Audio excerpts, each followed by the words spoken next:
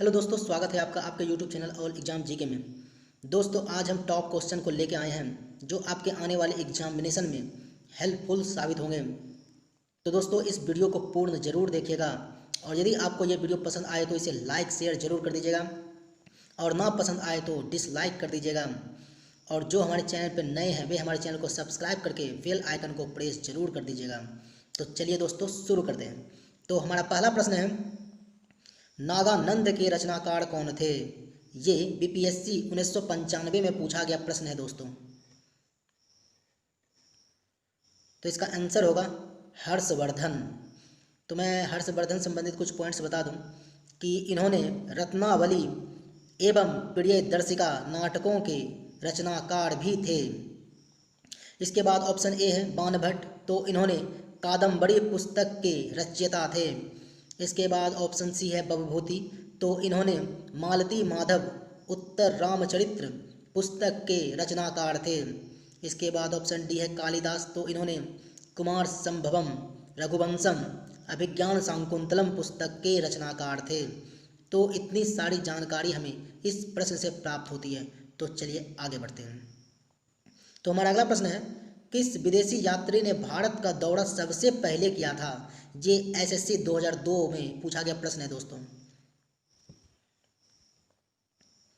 तो इसका आंसर होगा मेगास्थनीज। मेगास्थनीज भी ऐसा यात्री था जो पहले भारत आया था और ये चंद्रगुप्त मौर्य के दरबार में आया था और ये सेल्यूकस निकेटर का राजदूत था और ये यूनान का लेखक था और इन्होंने इंडिका पुस्तक को लिखा था जिसमें मौर्य युगीन समाज एवं संस्कृति का वर्णन मिलता है। और इसके ऑप्शन ए में है ह्वेनसांग। तो मैं बता दूं कि ह्वेनसांग हर्षवर्धन के शासनकाल में भारत आया था और ये चीनी यात्री थे और इन्होंने 15 वर्ष तक भारत में रहा था। इसकी महत्वपूर्ण पुस्तक है सी यू की, जिसमें 138 देशों का विवरण मिलता है। इसके बाद ऑप्शन सी है इत्सिंग, तो ये भी चीनी यात्री ही थे और ये 7वीं शताब्दी के अंत में भारत आया था। इसके बाद ऑप्शन डी है फाहियान, तो ये चंद्रगुप्त द्वितीय के दरबार में भारत आया था और ये चीनी यात्री थे और ये मध्य प्रदेश के समाज एवं संस्कृति का वर्णन किया है। तो इतनी सारी जानकारी हमें इस प्रश्न से प्राप्त होती है। तो चलिए आगे बढ़ते हैं। तो दोस्तों, यदि आपको हमारा वीडियो पसंद आ रहा हो तो इसे लाइक शेयर जरूर कर दें। तो चलिए आगे बढ़ते हैं। तो हमारा अगला प्रश्न है, भारत में प्रथम आक्रमणकारी कौन था? ये यूपीपीसीएस 2002 में पूछा गया प्रश्न है दोस्तों। तो इसका आंसर होगा मोहम्मद बिन कासिम। अब बात मोहम्मद बिन कासिम की आए तो मैं इससे संबंधित कुछ पॉइंट्स बता दूं कि ये अरब का शासक था। भारत पर आक्रमण करने का इसका मुख्य उद्देश्य धन दौलत को लूटना तथा इस्लाम धर्म का प्रचार करना था। अब मैं इसके ऑप्शन ए में है कुतुबुद्दीन ऐबक, तो इससे संबंधित मैं कुछ पॉइंट्स बता दूं कि इन्होंने गुलाम वंश की स्थापना की थी 1206 ईस्वी में और इन्होंने कुतुब मीनार की नींव डाली थी और इसे लाख बख्श भी कहा जाता है, जिसका अर्थ होता है लाखों का दान देने वाला। एक और पॉइंट्स मैं इससे बता दूं कि इल्तुतमिश ने कुतुब मीनार के निर्माण कार्य को पूर्ण किया था। कहने का तात्पर्य ये है कि कुतुब मीनार की नींव कुतुबुद्दीन ऐबक ने डाली थी और कुतुब मीनार के निर्माण कार्य को पूर्ण करवाया था इल्तुतमिश। तो प्रश्न एग्जामिनेशन में इस तरह के आ सकते हैं कि कुतुब मीनार की नींव किसने डाली? तो इसका आंसर होगा कुतुबुद्दीन ऐबक। और प्रश्न ये आए कि कुतुब मीनार का निर्माण कार्य को किसने पूर्ण करवाया?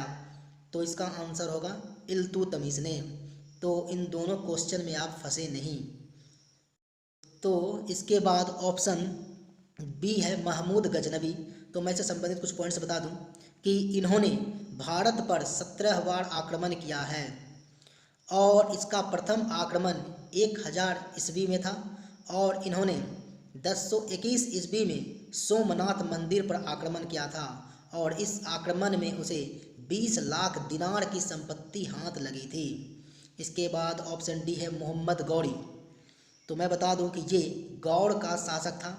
भारत पर इसका पहला आक्रमण 1175 ईस्वी में हुआ था और इन्होंने 3 महत्वपूर्ण युद्ध भी किए हैं, तो मैं उसे भी बता देता हूँ।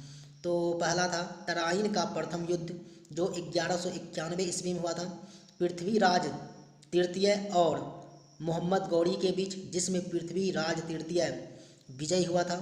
इसके बाद फिर तराइन का द्वितीय युद्ध हुआ था 1192 ईस्वी में, ये भी पृथ्वीराज तृतीय और मोहम्मद गौरी के बीच हुआ था, जिसमें मोहम्मद गौरी विजयी हुआ था।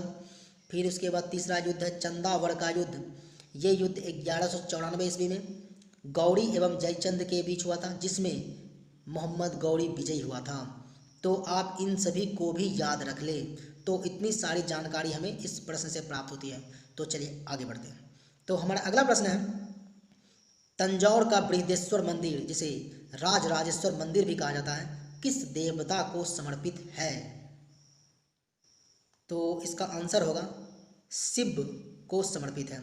इसके बाद ऑप्शन बी है विष्णु। तो मैं बता दूं कि विष्णु भगवान का मंदिर बद्रीनाथ मंदिर है जो उत्तराखंड के चामोली जिला में स्थित है।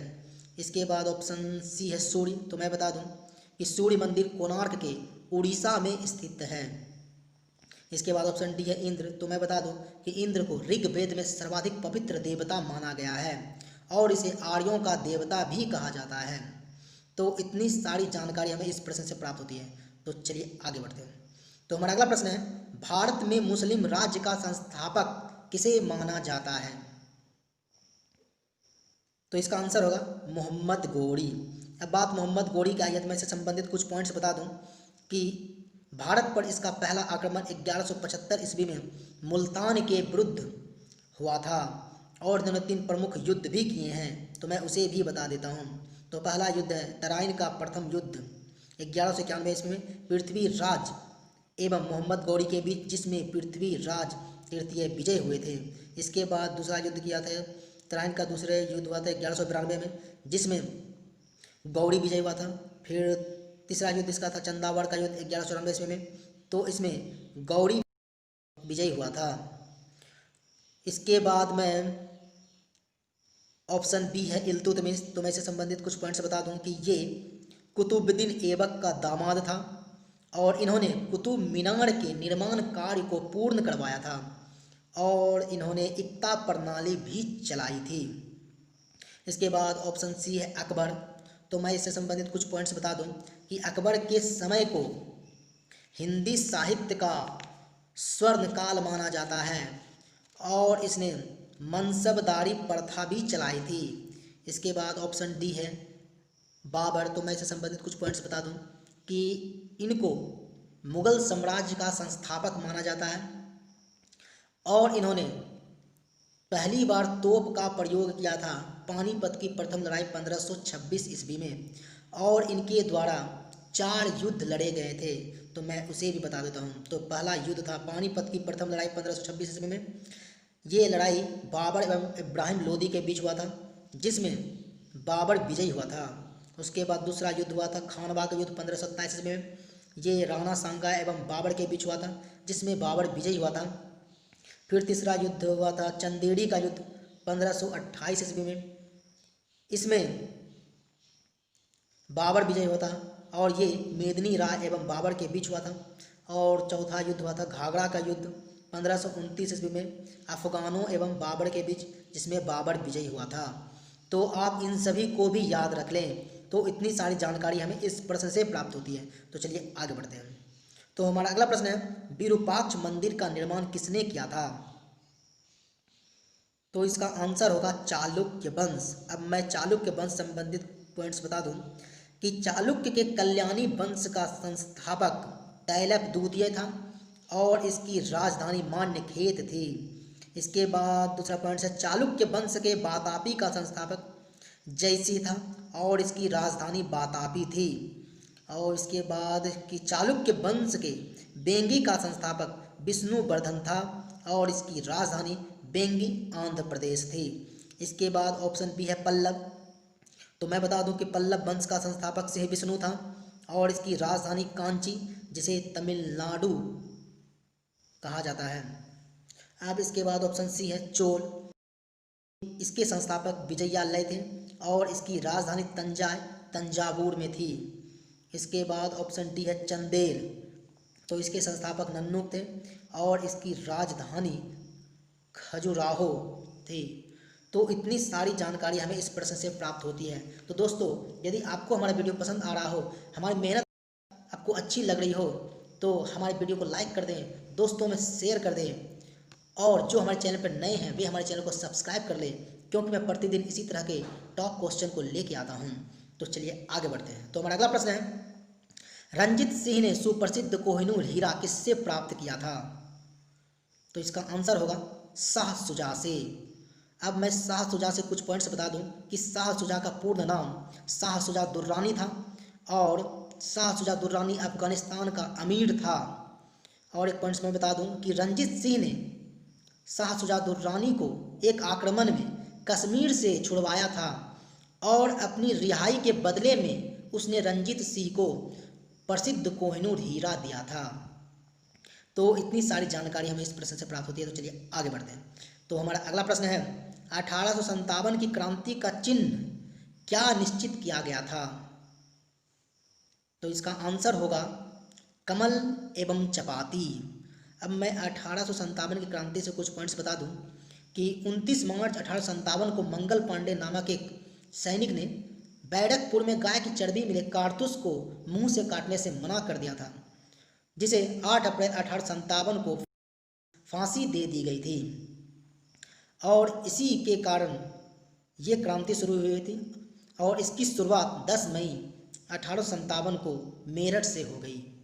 अब मैं बता दूं कि इसके समय में भारत का गवर्नर जनरल लॉर्ड कैनिंग एवं इंग्लैंड के प्रधानमंत्री पामस्टेन थे। तो ये भी प्रश्न कभी कभी पूछ लेते हैं कि 1857 की क्रांति के समय भारत का गवर्नर जनरल कौन था और इंग्लैंड के प्रधानमंत्री कौन थे। तो आप इसे भी याद रख लें। तो इतनी सारी जानकारी हमें इस प्रश्न से प्राप्त होती है। तो चलिए आगे बढ़ते हैं।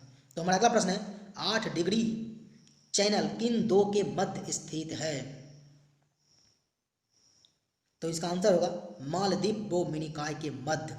अब इसके ऑप्शन ए में है लक्षद्वीप और वो मिनिकॉय के मध्य। तो मैं बता दूं कि इसके मध्य 9 डिग्री चैनल है। अब इसका ऑप्शन सी है छोटा अंडमान व कार निकोबार के मध्य। तो इसके मध्य है 10 डिग्री चैनल। अब इसके ऑप्शन डी में है तमिलनाडु व श्रीलंका के मध्य। तो मैं बता दूं इसके मध्य पाक खाड़ी है।